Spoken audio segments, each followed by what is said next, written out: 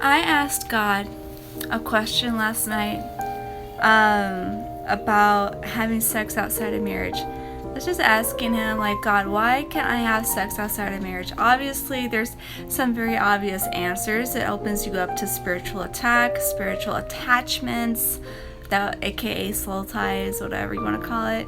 But God is just, I love that God is just very real with us.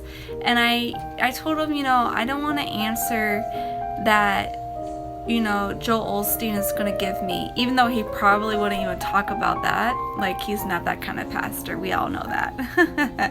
But I was just saying, like, I don't want a churchy answer. I want something very real and tangible. I want something that Elijah, the prophet, would have told me. Deborah, the prophetess, would have told me. I want, like, something that's going to, like, possibly hurt my feelings or put me in a good place, even if I don't like it. Like the answer. Like, I want something very real. And God was saying, it puts you outside of the garden.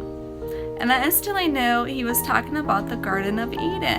And I was like, Lord, you gotta explain that. And he said, daughter, the Garden of Eden is your prophecy. Is what you choose to live in.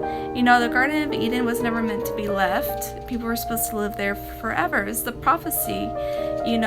My kingdom is with you forever. That was the prophecy. And we were never meant to leave the prophecy. But we chose to through sin and blah, blah, blah. So, but God was saying, you can have sex outside of marriage in ignorance. I'll totally forgive you. But there comes a point of maturity in your faith where you know what the prophecy is. You're aware of it. You've aligned yourself to it, and you're like, wow, I'm no longer in my ignorance. I know that sex outside of marriage is bad. I'm aware of all these things now, soul ties and all that stuff. I'm not going to be a part of that. I want my husband. I value the importance of marriage. I value the importance of purity and waiting. I'm no longer in my ignorance. And God is saying there's a point at which you're no longer in your ignorance. And when you're not in your ignorance anymore and you leave the prophecy, you're literally leaving the Garden of Eden. And we all know what happened to Adam and Eve.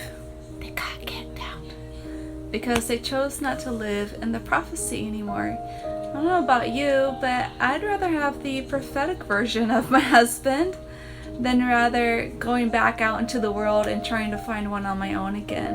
The Garden of Eden isn't without its